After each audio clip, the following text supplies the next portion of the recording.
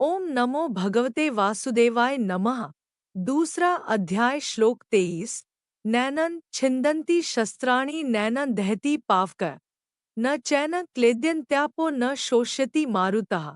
व्याख्या। नैनन छिन्दन्ति शस्त्राणि इस शरीरी को शस्त्र नहीं काट सकते, क्योंकि ये प्राकृत शस्त्र वहां तक पहुंच ही नहीं सकते। जितने भी शस्त्र हैं वे सभी पृथ्वी तत्व से उत्पन्न होते हैं। यह पृथ्वी तत्व इस शरीरी में किसी तरह का कोई विकार नहीं पैदा कर सकता। इतना ही नहीं, पृथ्वी तत्व इस शरीरी तक पहुंच ही नहीं सकता। फिर विकृति करने की बात तो दूर ही रही। नैनन दहती पावका, अग्नि इस शरीरी को जला नहीं सकती, क्योंकि अग्नि वहां तक पहुंच ही नहीं सकती। जब वहां तक पहुंच ही नहीं सकती, तब उसके द्वारा जलाना कैसे संभव हो सकता है। तात्पर्य है कि अग्नि तत्व इस शरीरी में कभी किसी तरह का विकार उत्पन्न कर ही नहीं सकता। न चैन क्लेद्यन्त्यापः, जल इसको गीला नहीं कर सकता, क्योंकि जल वहां तक पहुंच ही नहीं सकता। तात्पर्य है कि जल तत्व इस शरीरी में किसी प्रकार का विकार पैदा नहीं कर सकता।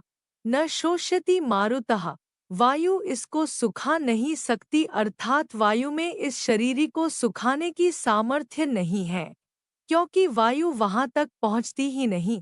तात्पर्य है कि वायु तत्व इस शरीरी में किसी तरह की विकृति पैदा नहीं कर सकता। पृथ्वी, जल, तेज, वायु और आकाश ये 5 महाभूत कहलाते हैं। भगवान ने इनमें से 4 ही महाभूतों की बात कही है कि ये पृथ्वी, जल, तेज और वायु इस शरीरी में किसी तरह की विकृति नहीं कर सकते, परंतु 5वें महाभूत आकाश की कोई चर्चा ही नहीं की है। इसका कारण यह है कि आकाश में कोई भी क्रिया करने की शक्ति नहीं है। क्रिया करने की शक्ति तो इन 4 महाभूतों में ही है। आकाश तो इन सबको अवकाश मात्र देता है।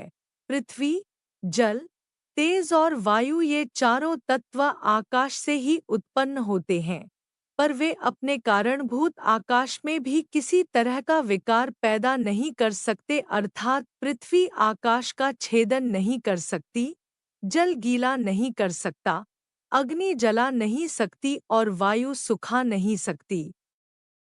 जब ये चारों तत्व अपने कारणभूत आकाश को, आकाश के कारणभूत महत्तत्व को और महत्तत्व के कारणभूत प्रकृति को भी कोई क्षति नहीं पहुंचा सकते, तब प्रकृति से सर्वथा अतीत शरीरी तक ये पहुंच ही कैसे सकते हैं। इन गुणयुक्त पदार्थों की उस निर्गुण तत्व में पहुंच ही कैसे हो सकती है। नहीं हो सकती। शरीरी नित्य तत्व है। पृथ्वी आदि चारों तत्वों को इसी से सत्ता स्फूर्ति मिलती है, अतः जिससे इन तत्वों को सत्ता स्फूर्ति मिलती है, उसको ये कैसे विकृत कर सकते हैं।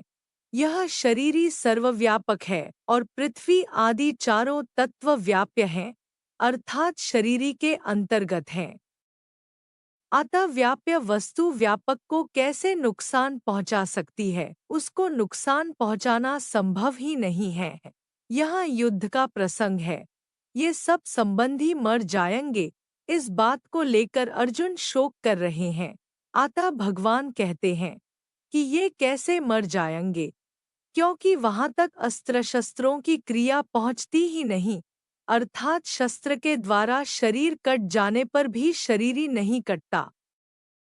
अग्न्यास्त्र के द्वारा शरीर जल जाने पर भी शरीरी नहीं जलता। वरुणास्त्र के द्वारा शरीर गल जाने पर भी शरीरी नहीं गलता और वायव्यास्त्र के द्वारा शरीर सूख जाने पर भी शरीरी नहीं सूखता।